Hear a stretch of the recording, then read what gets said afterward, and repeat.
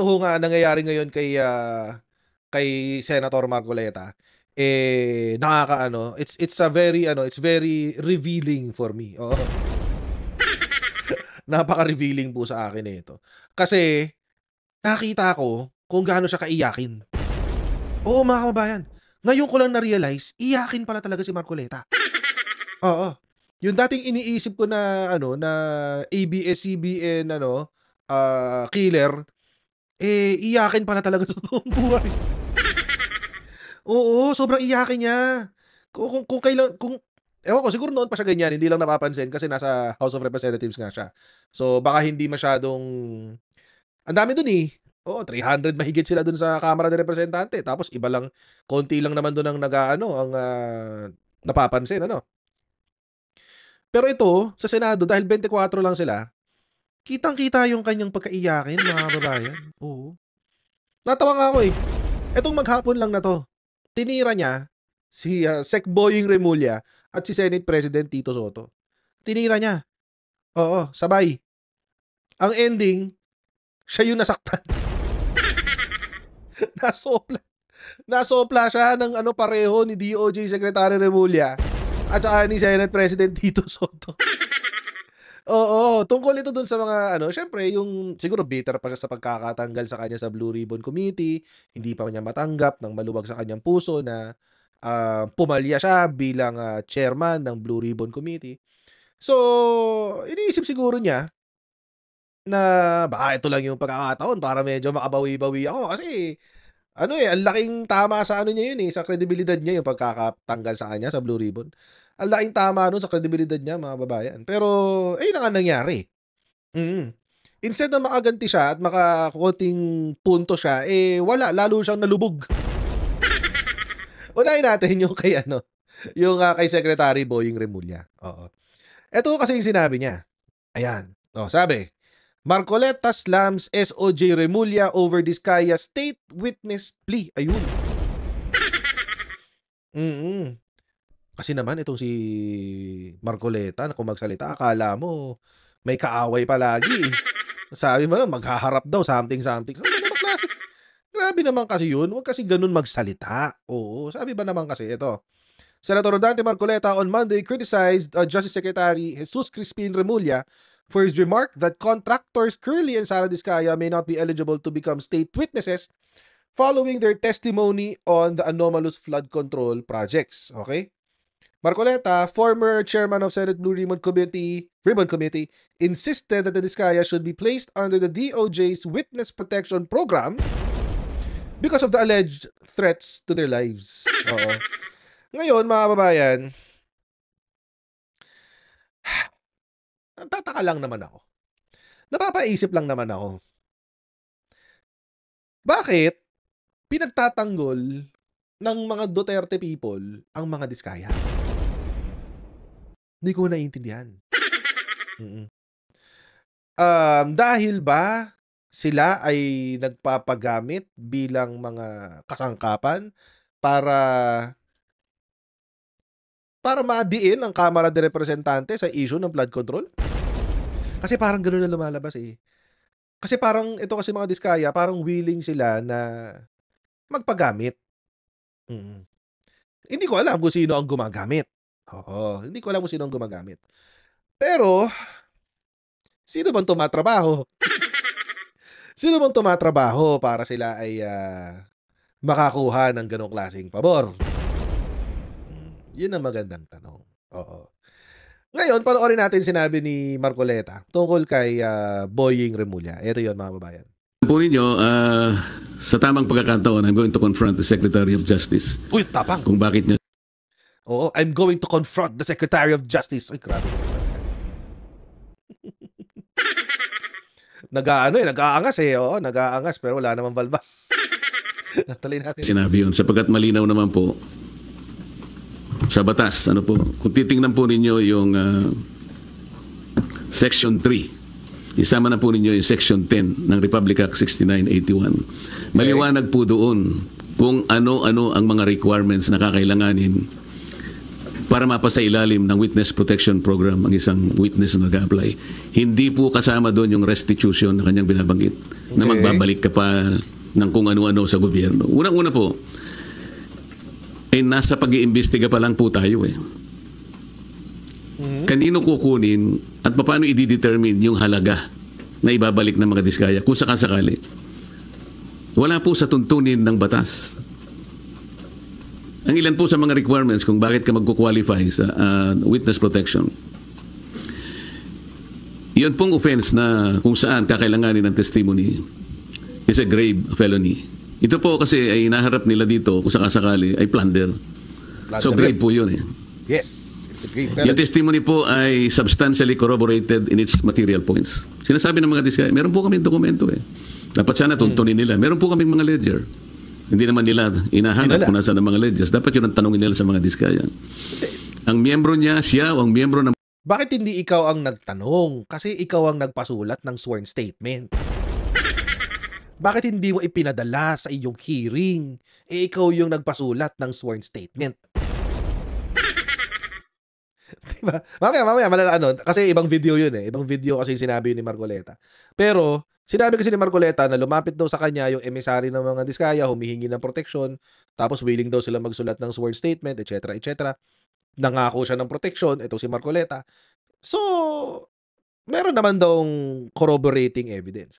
Ngayon, mga babayan, kung meron naman palang ledger, malamang sa malamang, nabasa na ni Marcoleta yung sworn statement, bago pa niya ito iniharap sa Blue Ribbon Committee, di sana pinadala niya yung ledger. Ang problema, mga kababayan, kung hindi niya binasa yung sworn statement.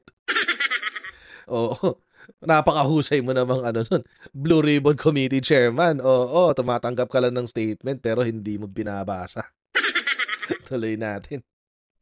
Pamilya up to the second civil degree by consanguinity or affinity ay nasa threats. Tinatakot. Maaari silang mamatay. Okay. Maaari silang puwersahin. Takutin. Ito po yung mga requirements lang eh. At hindi siya law enforcement. Sa Section 10, sinasabi rin ang walang ibang direct evidence na maglilink sa mga iba. Pero kakailanganin mo ang kanyang testimony. Isa sa requirement yun eh. Na sila ay they are not the most guilty. Yun, not the most guilty. Yun na importante, mga kababayan. Oo. They should not be the most guilty. So, who will determine guilt or innocence? Or the degree of guilt or innocence? Sino magsasabi kung sino ang most guilty sa hindi most guilty? Si court po ang magsasabi noon.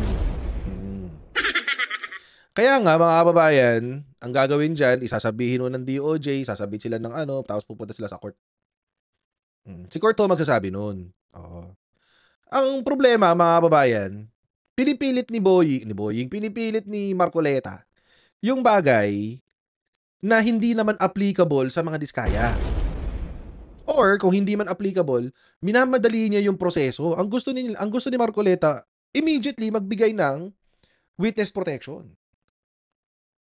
Bigyan yung witness protection to, ngayon na. Parang ayaw niyang dumaan sa proseso. Nagpaliwanag ba si Marcoleta kung ano yung proseso na dapat pagdaanan? Hindi. Oo. Wala siyang sinasabing proseso. Ang gusto lang niya, sabihin ng DOJ Secretary, okay, sige, fine, bibigyan ko na yan ng witness protections. Walang ganun. Padaanin nyo sa tamang proseso. Oo. At yun nga, nung sa umpisa pa nitong video na to, sinabi na kukumprontahin daw ni Marcoleta itong si Secretary Boying dahil nangako daw napapayag sa witness protection. Alam nyo ang sinagot. Ito na. Ito yung unang-unang sampal na natanggap ni Secretary Boying sa araw na to. Ito yung unang-unang sampal. May ebidensya ka ba? Sabi ni Secretary Boying. Oo. Kasi sinasabi ni Marcoleta, nagkausap na raw sila. At nangako daw. Sinabi ni Secretary Boying, teka lang, may ebidensya ka ba na nangako ako? Yun. Di pa ngayon natin sinabi ni Sec Boying. Ito ngayon yung sagot. Yung pagkakasopla ni Sec Boying kay Marcoleta. I cannot take it for somebody that porque hiningi, ibibigay ko na. Hindi po yun, wala po sa power ko yun. Hindi po ganun ng Witness Protection Program. It does not emanate from a request of the chairman of the Blue Ribbon Committee and saying, parang gawin mo itong state witness. It cannot happen that way. It is a process. We have to follow a process of evaluation also. Sir, flood control. Okay. Si Senator Marcoleta in a press conference just this morning, sinabi po niya i-confirm daw na kayo regarding... Actually, gusto ko tanongin sa kanya kung meron siya recording ng usapan namin. Kasi he spoke on the phone for a few minutes. And it's not supposed to mean that I already committed to make a state witness somebody I've never met in my life. Siyempre, ano yan, this is serious business. So, I hope that he has a recording of what we talked about. Because, look, there's a 15-year history from the person of the contractor. We have to have a forensic accounting of everything that's happened. Right. We have to evaluate the readiness of the person to be a state witness. We have to look at the whole truth and veracity of all the statements made. You do not create a state witness just like that. It doesn't happen that way, that because somebody asked you and you're good friends, that it will happen already. It has to go through a process of evaluation. Yun. Ang sakit-sakit naman ng rejection na yun, Secretary, Senator Marcoleta. Ang sakit-sakit naman ng rejection na yun galing sa kaibigan nating si Secretary Boying Remulla. Oo. Ano bakit? Hindi talaga pwede yung gusto mangyari ni Marcoleta eh. Na porke merong alleged, take note ha, unverified, it is only an alleged allegation that there is a threat to the life or there is a threat to the life of the Diskaya couple. Siguro, under threat yung kanilang lifestyle. Oh. Yung kanilang lifestyle. Kasi, under the microscope sila ngayon dahil nga dyan sa pag-kickback doon sa flood control projects. So, maraming gusto mag-imbestiga, maraming gustong alamin kung paano sila naka-kickback and all of that. So, under threat yung kanilang lifestyle. Oo. So, ang gusto nila, makakuha ng immunity na hindi na sila kakasuhan doon sa plunder. Kasi billion-billion to eh. Ang minimum threshold lang naman sa plunder is 50 million. Billion-billion pisong halaga ang kinikback ng Diskaya couple. Hindi lang sila, pati yung mga ibang kontraktor dito sa DPWH. Hindi lang yung mga kontraktor, pati yung mga politiko. Apparently, si Alan Peter Cayetano, damay din pala. Ang dami palang project ng mga Diskaya sa Taguig. Paano ngayon yan? Kaya pala nanggigigil ngayon ng mga senador. Oo, naprotektahan itong Diskaya para hindi ilaglag ang mga senador na naging involved sa kanila. Kaya pala nanggigigil. So tama po si Sec Boying, meron ng proseso yan, hindi ho yan, may vetting process ho yan. At sinabi naman din ni Marcoleta, doon sa binasa niyang na batas, na may mga qualifications, not the most guilty, may mga corroborating evidence, there's no other way of getting the evidence or getting evidence of the crime, etc. etc. So, may proseso hong gagawin. Alam naman madaliin. Ba't kasi nangako? Ba't kasi nangako si Marcoleta? Di ngayon, sinisingil siya ni Sec Boying. Sabi sa kanya ni Sec Boying, di patunayan mo kung talagang nangako ako sa'yo na gagawin ko silang state witness. Paano na ngayon yun? Kaya nag-iiyak ngayon to si Marcoleta. Kasi hindi siya nakapag-deliver sa kanyang pangako. Tuloy natin. Sir, sinasabi din po niya wala daw po sa batas yung restitution na... Wala, it doesn't have to be in the law. We have our own standards to set when it comes to the application of people who want to be state witnesses. Definitely, there are many things that we have to consider when we want the person to be a state witness. The first question is, are they telling the whole truth? Yun muna yung tatanungin mo. That's why you have to study everything. You have to evaluate the record. You have to look at the record as contractors. You have to look at where they've gone through and what they're saying and how credible it is. I cannot take it for somebody that porque hiningi, ibibigay ko na. Hindi po yun. Wala po sa power ko yun. Hindi po ganun ng Witness Protection Program. It does not emanate from a request of the chairman of the Blue Ribbon Committee and saying, parang gawin mo itong state witness. It cannot happen that way. It is a process. We have to follow a process of evaluation also. Ito kasi si Marcoleta, parang sanay na sanay sila sa shortcut no? Itong mga Duterte, yung mga Duterte senators, actually kahit sinong align sa mga Duterte, parang batak na batak sila sa shortcut. Gusto nila yun. yung cutting corners, shortcuts, etc. etc. Kaya ang daming palye eh. Kasi puro cutting corners at shortcut. Oo. Sir, nakausap niyo na po. Hindi pa. But I hope there's a recording of our conversation para padali nang makita talaga yung pinag-usapan namin. Kasi I cannot say that I promise something that I cannot deliver. So it's not unknown naman, sir. Hindi naman kayo talaga No, open tayo eh. When the people request, okay, we'll consider it, we'll help. But does it have to be a commitment against all other interests in the country when we have to consider whether the person is telling the truth? Dapat yan, bigyan niya kami ng chance naman, out of respect, na ma-evaluate namin yung tao. Diba? Hindi ho nangyayaring ganun-ganun lang yan. Sir, dun sa least guilty requirement, pwede ba i-quantify ng kung sino nakatanggap ng pinakamalaki dun sa Kaya nga hindi tayo pwedeng mag-evaluate kagad kung sino ang magiging state witness eh. Are we operating on the conspiracy theory? Was it a conspiracy between government, agencies, Ako, hirap pa nun. DPWH and Congress or the Senate and the contractor? We have to find out first the elements of the crime before we make judgment Correct. on the readiness to become a state witness. Ang hirap nung sinabi ni Sec Boying ngayon sa conspiracy kasi conspiracy is not a crime. Oo. Yung conspiracy itself, agreeing to commit a crime is not a crime. Oo. Parang ano lang yan, halimbawa, nag-usap-usap tayo, nakaw tayo sa bangko ha. Bawa, tatlong tao. Ako, tas 2 kaibigan ko. Sabi namin, sige, nakaw tayo sa bangko ha, tayong 3. Pero hindi naman nangyari. So, walang krimen yun. Diba? Conspiracy itself is not a crime. Pero, the conspiracy, tapos you act it out, kasi conspiracy to commit a crime, and the acting out of the conspiracy, yun yung nagiging felony. Yung kapag pinlano nyo na, nag-agree kayo, it is the conspiracy, is the agreeing to commit a crime, and then, doing it. So, yung agreeing, yung conspiring, act of conspiring, wala pang krimen dun. Wala pa, yung act of conspiring. Pero yung act of conspiring and then doing, ayun, doon na may problema. At may mga complications yun. Kasi, may mga nuances pala, di pala complications. May mga nuances yun, may mga maliliit na pagkakaiba. Kasi, halimbawa, although silang lahat, di sa crime ng plunder. Ito na para mas simple. Halimbawa, nagnakaw ng bangko. Ako yung, let's say, tawag dito, getaway driver. Tapos yung 2 kaibigan ko, yung papasok sa bangko, sila mismo yung magnanakaw. Yung involvement ko, iba, doon sa ginawa, sa involvement nila. Ngayon, may posibilidad pa na although kaming lahat will be persecuted and convicted of robbery, baka may mga circumstances pa na baka yung sa akin, dahil getaway driver lang naman ako, baka mas mababa yung sentensya ko.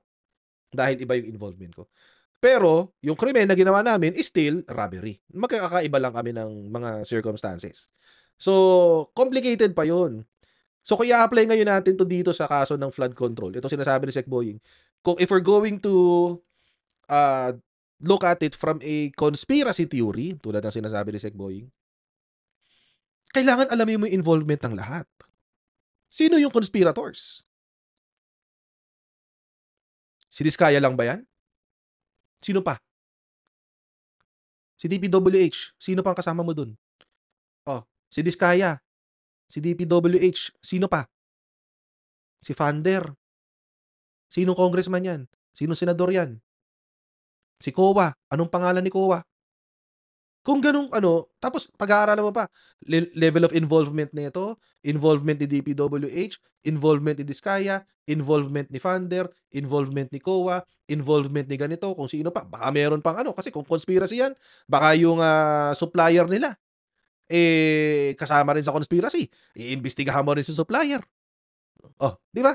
So, hindi siya ura-urada. That's the thing. The point is, hindi mo siya pwedeng madaliin. Kaya nakakatawa yung statement ni Marcoleta nang sinabi niya na kukumprontahin niya si Secretary Boying na pumayag ka i-witness protection natin to i-witness protection nang walang evaluation, nang walang proseso, ni hindi natin i-determine kung sino yung most guilty. Paano mo matutukoy yung mastermind? Kung conspiracy theory, sino yung mastermind mo? Paano na? Sino yung merong list na guilty? Meron bang umatras? Baka siya yung least guilty. Alam niya yung conspiracy pero umatras siya. O di siya yung least guilty. Baka hindi diskaya yung mga yun. Kasi nakatanggap sila eh. So yun ho yung sinasabi ni Sec Boying. Imposible ho yung hinihiling ni Marcoleta. Kailangan alamin natin yung detalye. Oo, kaya nasopla ngayon to ni Sec Between Boying. government, agencies, is it the DPWH and Congress or the Senate and the contractor? We have to find out first the elements of the crime before we make judgment on the readiness to become a state witness. Diba? Hindi naman ganun kadali yun. Hindi talaga ganun kadali yun, oo. Ang gusto ni Marco, baka nga kasi itong si Marcoleta, nakapangako. Ako bahala sa'yo, sagot kita, bla bla bla. Tapos mapapako. Yun ang problema. Grabe. Grabe talaga. Paano na lang yan, Marcoleta? Saan ka napupulutin yan? Oo, my goodness. Ano na lang mangyayari sa kanya? Sopla siya ni Sec Boying. Durog na durog siya kay Sec Boying eh. Pahiya. Pahiyang malala. Yun lang. Yun ang problema niya kasi nagmamadali siya. Di ba? Mamadali siya eh. Gusto mong shortcut, di ba? O di panindigan mo ngayon yung shortcut mo. Hayaan mo. Mapahiya ka tuloy. Pinili mo yan. Gusto mo yan.